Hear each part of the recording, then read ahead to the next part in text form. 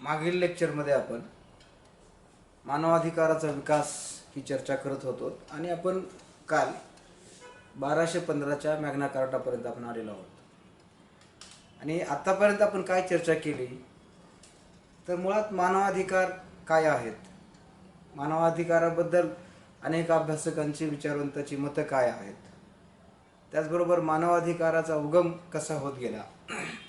म्हणजे आपण मानवाधिकार ज्याला म्हणतो ती संकल्पना प्राचीन काळामध्ये कशी होती। जरी मानवाधिकार आपण अलीकडच्या काळात म्हणतोय 50 नंतर किंवा 48 नंतर, तरी आपल्याला मानवाधिकाराची मुळं ही अनेक प्राचीन संदर्भामध्ये ती शोधावी लागतात।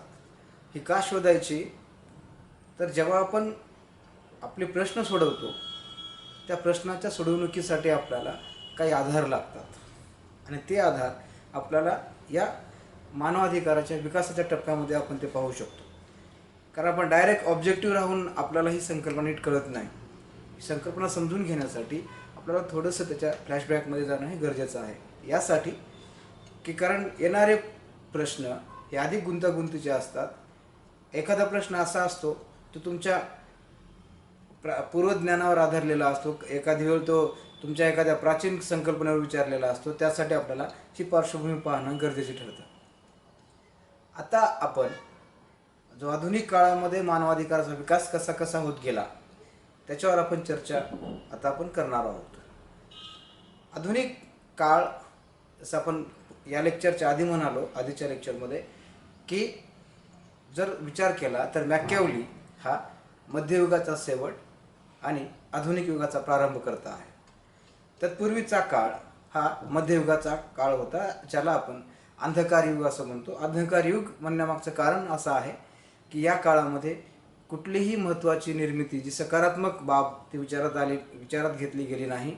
कारण सामाजिक, राजकीय, आर्थिक, सांस्कृतिक या सगळ्या घटकावर धर्माचा प्रभाव असल्या कारणाने व्यक्तीचं व्यक्तिगत जीवनसुद्धा, सार्वजनिक जीवनसुद्धा धर्माने प्रभावित होतं। म्हणून धर्म सांगेल ती पूर्व दिशा होती, पण दैवी सिद्धांताचा नियम त्या परिस्थितीमध्ये होता।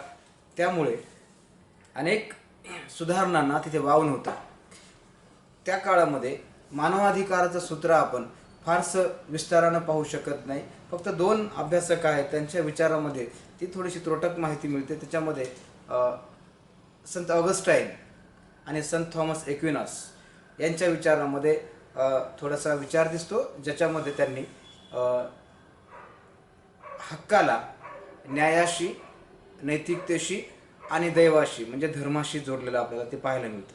परंतु प्रामुख्याने जे सामाजिक बदल झाले, सगळ्या दृष्टिकोनातून जे मोठ्या प्रमाणात परिवर्तनं झाली, ती परिवर्तनं आधुनिक काळापासून झाली आणि त्यामध्ये आपणास जो विचार करावा लागतो तर तो सामाजिक करारापासून तो मोठा बदल दिसतो।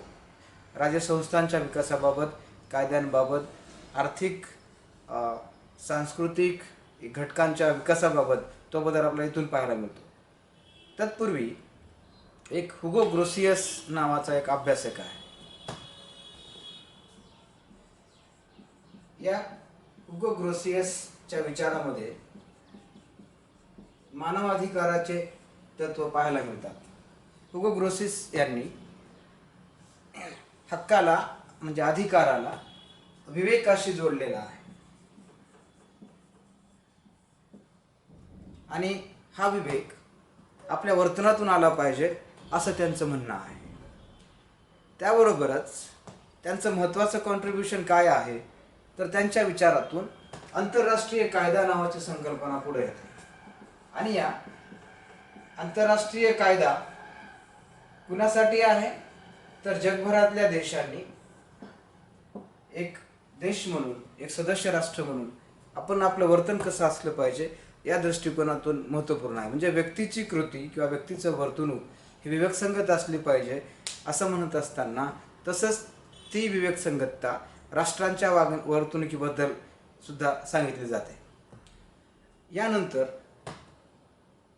जो सामाजिक करार सिद्धांत आपण काल त्याची चर्चा करताना आपण थांबलो होतो, ती आज आपण चर्चा करू की त्या सामाजिक करार सिद्धांताचं म्हणणं असं आहे, प्रामुख्याने राज्य नावाची संस्था ही दैवीय नसून राज्य हे कृत्रिम आहे आणि ते व्यक्तीने निर्माण केलेला आहे. म्हणजे राज्याची निर्मिती हे दैवीय नाही, तर ती कृत्रिम आहे आणि ती व्यक्तीने निर्माण केलेली आहे. मग व्यक्तीने कशी निर्माण केली, त्याचे मग त्यांनी काही टप्पे सांगितलेले आहेत. आणि ह्या तिघांच्या विचारांमध्ये विशेषतः थॉमस हॉब्स, जॉन लॉक आणि जीन जॅक्स रूसो यांच्या विचारामध्ये हे 3 टप्पे पाहायला मिळतात. आता प्रश्न असा पडतो, मग मानवाधिकारामध्ये याचं काय काम आहे? जेव्हा आपण हे विचारवंत वाचतो, पाश्चिमात्य विचारवंतामध्ये आपल्याला हे येतं है ना, अनेक संकल्पनामध्ये विचारसरणीमध्ये आपण हे पाहतो. मग इथे ही चर्चा का महत्त्वपूर्ण आहे? कारण सामाजिक करार सिद्धांतातूनच खऱ्या अर्थाने राज्यघटना किंवा करारवादी सिद्धांताला सुरुवात झालेली पाहायला मिळते.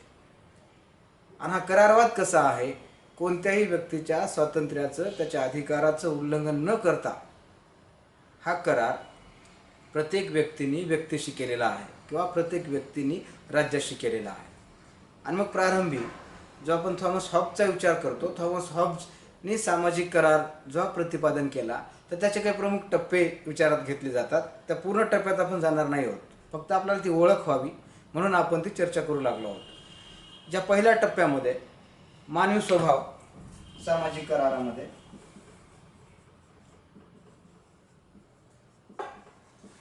दुसरा निसर्ग अवस्था किंवा नैसर्गिक अवस्था,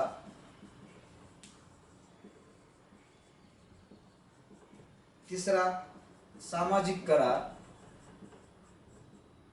चौथा शासनाची निर्मिती आणि पाचवा शासन व जनतेतील संबंध. ह्या 5 टप्प्याच्या आधारावर सामाजिक कराराची मांडणी इथे पाहायला मिळते. आणि या सामाजिक करारामध्ये मानवी स्वभाव हा महत्त्वपूर्ण आहे. जर पहिले 2 विचारवंत पाहिले, हॉब्स आणि लॉक, हे दोघेही ब्रिटनचे आहेत.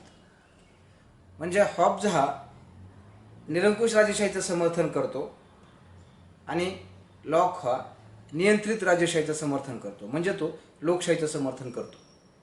आणि हॉब्सच्या विचारामध्ये काय महत्त्वपूर्ण आहे? तर राज्यशाही महत्त्वपूर्ण आहे. आणि लॉकच्या विचारामध्ये लोकशाही आणि लोकशाही मूल्ये, लोकशाही प्रक्रिया महत्त्वपूर्ण आहे. म्हणून थॉमस हॉब्स हा जरी निरंकुशवादी असला तरी त्यांनी त्याच्या निसर्ग अवस्थेमध्ये एक चांगली बाब पाहायला मिळते, ज्या बाबीमध्ये उदारमतवादी तत्त्वे आहेत, ज्या तत्वामुळे पुढे लॉकला उदारमतवादी सिद्धांत मांडण्यासाठी मदत झाली. म्हणजे ती कोणती आहेत? कारण त्यांनी तर मानवी स्वभाव अतिशय वाईट, क्रूर, स्वार्थी, घमंडी असं म्हटलं आहे. त्यांचं म्हणणं असं आहे की माणूस हा इतका स्वार्थी आहे की जोपर्यंत आपला फायदा आहे तोपर्यंत दुसऱ्याशी गोड बोलतो, आपला फायदा संपला की त्याच्याशी नातं तोडतो. इतका खराब असणारा माणूस, त्या माणसात देखील काही चांगले गुण आहेत आणि त्या चांगल्या गुणाचा संबंध तुमच्या मानवाधिकाराशी आहे. तो संबंध कसा येतो की त्यांचं म्हणणं आहे की त्यांनी निसर्ग अवस्थेमध्ये 19 प्रकारचे नियम होते, नैसर्गिक कायदे होते. ते कायदे म्हणजे परस्परांना एकमेकाशी जोडण्यासाठी, परस्परांच्या गरजा भागवण्यासाठी ती कायदे महत्त्वपूर्ण होती, नैसर्गिक नियम महत्त्वपूर्ण होते. आणि या नियमामध्ये प्रत्येकाला बोलणे, त्याच्या विचाराचं स्वातंत्र्य, प्रत्येकाला त्याचं अभिव्यक्ती स्वातंत्र्य, प्रत्येकाचं परस्पर सहकार्य, या आधारावर समाज नावाची संस्था उभी राहते. म्हणून तुम्ही एकमेकाच्या मदतीशिवाय तुम्हाला काही करता येत नाही. आणि या मदतीसाठी जो तुम्हाला जोडणारा धागा आहे तो म्हणजे नैतिकता आहे. आणि हे सगळे नियम कुठे जोडलेले आहेत? तर ते नैतिक नियमाशी जोडलेले आहेत. आणि नैतिक नियम म्हणजे कोणते आहेत? ते नैतिक नियम म्हणजे नैसर्गिक नियम आहेत. ज्या गोष्टी तुम्हाला योग्य आहेत त्याच गोष्टी कराव्यात, हा नैसर्गिक नियम आहे. ह्या नैसर्गिक नियमाची चर्चा हॉब्सनी त्याच्या सामाजिक करार सिद्धांतामध्ये विशेषतः निसर्गावस्थेमध्ये केलेली आपल्याला पाहायला मिळते. आणि त्याच बेसिसवर आपल्याला असं म्हणता येतं की माणसामध्ये काही वाईट गुणाबरोबर काही चांगले गुण देखील आहेत.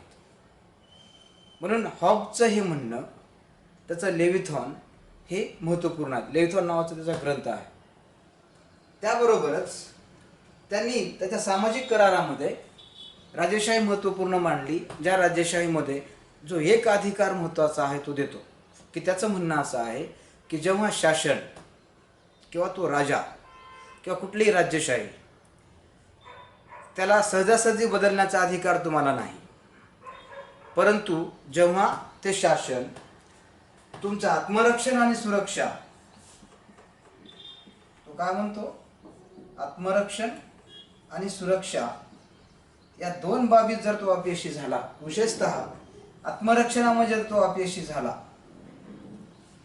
तर त्याला बदलण्याचा अधिकार हा जनतेचा आहे. म्हणजे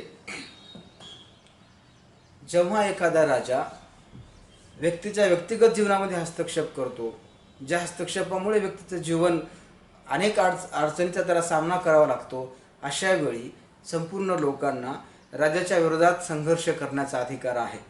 म्हणजे इथं काय करतो तो राजाला विरोध करण्याचा अधिकार देतो, आणि हा विरोध करण्याचा अधिकार लोकशाही शासन व्यवस्थामध्ये जो आज पाहायला मिळतो त्याची बीजा आपल्याला कुठेतरी तिथं पाहायला मिळतात. म्हणून हॉबचा सामाजिक करार सिद्धांत या दृष्टीने, म्हणजे मानवाधिकाराच्या दृष्टीने ही बाब महत्त्वपूर्ण आहे. त्याचबरोबर त्यांनी इथं जे चित्रण केलेलं आहे सामाजिक करारामध्ये, ते सगळं चित्रण ब्रिटनचं आहे. त्यावेळी 1688च्या रक्तहीन राज्यक्रांतीची वाटचाल तिथे चालू होती.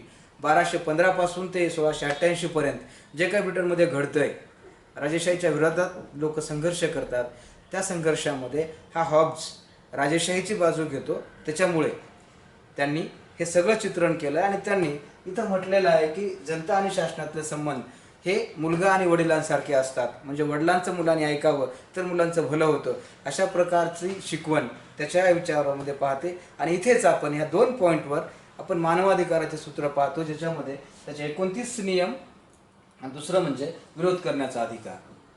जो दुसरा विचारवंत आहे तो म्हणजे जॉन लॉक. आणि हा जॉन लॉक कोण आहे? हा जॉन लॉक सुद्धा ब्रिटन मधलाच आहे. ज्यावेळी त्या हॉबचं वय 40 वर्षाचं होतं तेव्हा हा विद्यार्थी होता, परंतु हा उदारमतवादी विचार मांडणारा होता. याला राजेशाही नको होती, याला लोकशाही हवी होती, ज्याला ब्रिटनमध्ये क्राऊन असं म्हणतात. म्हणून आपण ब्रिटनला जननी असं म्हणतो. आपण काल पण म्हणजे मागच्या लेक्चरला पण आपण विचार केला. म्हणून जॉन लॉक का महत्त्वपूर्ण आहे? कारण जॉन लॉकचा सामाजिक करार ह्या 5 सिद्धांतावर पाहता येतो, परंतु जॉन लॉकनी मांडलेला सामाजिक करार तो आधुनिक लोकशाहीची पुनर्मांडणी करणारा आहे, ज्या लोकशाहीमध्ये आपल्याला मानवाधिकार पाहायला मिळतात. जॉन लॉकचं treatise of government, constitution of Carolina या letter tolerance, first letter of tolerance या माध्यमातून तो संसदीय लोकशाहीची एक प्रकारची तो पायाभरणी तर करतो. आणि त्याच्या या एकंदरीत विचारामध्ये मानवाधिकाराचे तत्व हे संपूर्ण ठिकाणी त्याच्या विचारात पाहायला मिळतात. जॉन लॉकपासून लिखित राज्यघटनांची एक प्रकारे किंवा घटनावादाची सुरुवात जॉन लॉकच्या कॅरोलिनाच्या घटनेपासून झाली. आणि म्हणून आतापर्यंत जे सगळे नियम अलिखित स्वरूपाचे होते ते नियम पाळण्यामध्ये माणूस असमर्थ ठरला. म्हणून त्या नियमांना लिखित स्वरूपात आणण्याचं कार्य किंवा लिखित स्वरूप देण्याचं कार्य हे जॉन लॉकच्या सामाजिक करार सिद्धांतापासून झालेलं आपल्याला दिसतं. आणि यामध्ये काय महत्त्वपूर्ण भूमिका आहे तर त्याचं म्हणणं असं आहे की बाबा माणूस हा काय वाईट नाही, माणसामध्ये अनेक चांगले आणि वाईट गुण आहेत. त्याच्या मते मानवी स्वभाव कसा आहे तर तो असं म्हणतो लॉक की जसं मी दुसऱ्याकडून चांगले वागण्याची अपेक्षा करतो तसं मी देखील दुसरी चांगलं वागलं पाहिजे, ही त्याची धारणा आहे. आणि ह्या दोघांच्या वागण्यामध्ये नैतिकता जी नावाची नियम आहे ती मानवाधिकाराची भूमिका पार पाडते. म्हणजे कुठल्याही व्यक्तीच्या स्वातंत्र्याचं, त्याच्या अधिकाराचं, त्याच्या हक्काचं जर उल्लंघन केलं नाही तर मानवाधिकाराच्या घटना घडणार नाहीत. हा त्याचा मध्यम मार्ग आहे जॉन लॉकचा. म्हणून लॉकचा मानवी स्वभाव हा माणूस चांगला आहे, त्याच्यामध्ये स्वार्थ आणि परमार्थ दोन्ही बाबी आहेत. म्हणून माणसाला तेवढं वाईट समजण्याचं कारण नाही. पण मुळात प्रश्न असा येतो नंतर, त्यांनी जसा मानवी स्वभाव आहे ब्रिटनमध्ये जो माणूस त्यांनी पाहिला, ब्रिटनमधल्या सामाजिक सुधारणेचा चळवळ त्यांनी पाहिला आणि त्याला असं वाटलं की माणसावर नेहमी इथं अन्याय होत आला आहे, त्याच्या अधिकाराचं शोषण होत आलेलं आहे, की म्हणून माणूस हा संघर्ष करायला उठतो आणि संघर्ष का करतो, त्याला त्याच्या अधिकाराचं जतन करायचं असतं म्हणून तो संघर्ष करतो. आणि या संघर्षाची जी गाथा आहे तर ती 1688च्या तैन राज्यक्रांतीमध्ये ती पाहायला मिळते. त्यांनी एक सकारात्मक बाजू या संघर्षाची जॉन लॉकने पाहिलेली आहे, ज्याच्यामध्ये मानवाधिकाराचा विकास पाहायला मिळतो. जसे की 1215च्या मॅग्ना कार्टापासून 1625मध्ये मुख्य सुधारणा झाल्या या कायद्यांमध्ये. त्यानंतर 1679ला एक महत्त्वपूर्ण एक सूत्र आलं, जे त्यांनी अधिनियम पारित करून घेतला, तो म्हणजे बंदी प्रत्यक्षीकरण. आता हे बंदी प्रत्यक्षीकरण काय आहे? कारण ब्रिटनमध्ये राजाच्या विरोधात बोलण्याचा अधिकार कुणालाही नव्हता, आणि जो राजाच्या विरोधात बोलेल त्याला साधा विरोध करणाऱ्याला सुद्धा अनेक वेळा देहदंडाची शिक्षा दिली जायची. आणि यामुळे एक प्रकारे नागरिकांमध्ये एक नाराजीचा सूर असायचा, किंवा वेगवेगळ्या प्रकारच्या शिक्षा, अधिक कडक शिक्षा त्या असायच्या. मग 1679मध्ये काय झालं तर लोकांनी राजाकडून हा कायदा संमत करून घेतला. बंदी प्रत्यक्षीकरण म्हणजे काय? जे आपल्या भारतीय राज्यघटनेच्या 32 कलमांतर्गत 5 रीटपैकी हे पहिली रीट आहे. डॉक्टर आंबेडकरांना संविधान सभेमध्ये विचारलं होतं की बाबा, तुमच्या दृष्टिकोनातून भारतीय राज्यघटनेतला सगळ्यात महत्त्वाचा भाग कोणता आहे? तर डॉक्टर आंबेडकर असं म्हणाले होते की कलम 32 हे भारतीय राज्यघटनेचा आत्मा आहे. का आत्मा आहे? कारण ज्या 5 रीट आहेत त्या 5 रीट मानवाधिकाराचं संरक्षण करणारे आहेत. आणि हे बंदी प्रत्यक्षीकरण आलं कुठून? तर ते ब्रिटनमधून आलं. बंदी प्रत्यक्षीकरण काय आहे? जर एखाद्या व्यक्तीला अटक केलेली असेल, जोपर्यंत त्याचा गुन्हा सिद्ध होत नाही तोपर्यंत त्याला शिक्षा करता येत नाही. आणि या दरम्यानच्या काळामध्ये त्या व्यक्तीला जाण्या येण्याचा वेळ सोडून त्याला स्वतः कोर्टामध्ये किंवा त्याच्या वतीने एखादा माणूस कोर्टामध्ये जाऊन तो मी निर्दोष आहे ही बाजू मांडू शकतो. ब्रिटनमध्ये हे सूत्र राज्याच्या विरोधामध्ये किंवा राज्याने केलेल्या कारवाईच्या संदर्भात हे सूत्र वापरण्यात आलं. पण बंदी प्रत्यक्षीकरणाच्या माध्यमातून म्हणजे हळूहळू 1215 पासून ते 1688 पर्यंत किंवा जॉन लॉकच्या काळापर्यंत ज्या सुधारणा होत गेल्या त्या सुधारणा सकारात्मक होत्या. कारण या सुधारणांनी राज्यशाही ही संकुचित होत गेली आणि अधिकाधिक लोकशाही वृद्धिंगत होत गेली. आणि जशी लोकशाही वृद्धिंगत झाली तसं मानवाधिकाराचं वातावरण निर्माण झालं आणि व्यक्तींच्या अधिकाराचं संरक्षण इथे होऊ लागलं. इथे आपण का चर्चा करतो?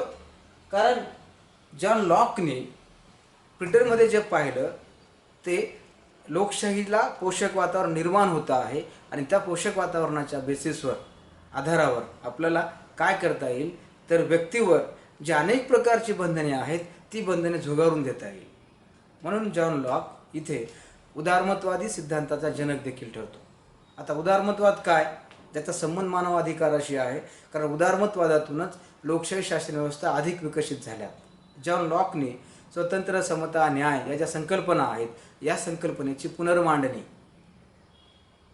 किंवा त्याचा नव्यानं अर्थ, नव्याने त्याची मांडणी ही लॉकच्या विचारामधून ती पाहायला मिळते. म्हणून लॉक हा अनेक अर्थाने महत्त्वपूर्ण आहे. त्याला उदारमतवादाचा जनक देखील म्हणतात. त्याला जॉन लॉकला मर्यादित शासनाचा जनक देखील म्हणतात, कारण लिमिटेड गव्हर्नमेंट ही त्याच्या विचारापासून आली. त्याचबरोबर त्यांनी व्यक्तीला जे स्वातंत्र्य दिलेले आहेत, भारतीय राज्यघटनेमध्ये 6 प्रकारची स्वातंत्र्य आहेत, ती स्वातंत्र्यसुद्धा जॉन लॉकनी मांडलेली आहेत. धर्मनिरपेक्षता, कोणत्याही माणसाला कोणताही धर्म स्वीकारता येतो आणि तो स्वीकारता यावा ही भूमिका लॉकनी मांडलेली आहे. आणि ह्या सगळ्या भूमिकांमध्ये किंवा यांच्या विचारांमध्ये मानवाधिकाराची तत्त्वे आपल्याला अधिक पद्धतीने पाहता येतात. म्हणून लॉकचं म्हणणं असं आहे की बाबा, मानवी स्वभाव हा चांगला आणि वाईट दोन्ही आहे. पण प्रश्न काय येतो की मग निसर्गावस्था का बदलली किंवा लोकांनी सामाजिक करार का केला? तर लॉकचं असं म्हणणं आहे की तो म्हणतो की माणसाने 2 करार केले. म्हणजे निसर्गावस्थेमधल्या माणसाने 2 करार केले. त्या 2 करारापैकी पहिला करार काय होता? तर पहिला करार असा होता, हा व्यक्तीने सगळ्या व्यक्तींनी एकत्र येऊन करार केला. सगळ्या व्यक्तींनी एकत्र येऊन करार केला आणि ज्या करारातून काय केलं व्यक्तीने येऊन एकत्र येऊन, तर तो म्हणतो की सिव्हिल सोसायटी निर्माण झाली. त्याच्यातून काय झालं तर सिव्हिल सोसायटी निर्माण झाली. हे सिव्हिल सोसायटी म्हणजे काय तर सभ्य समाज.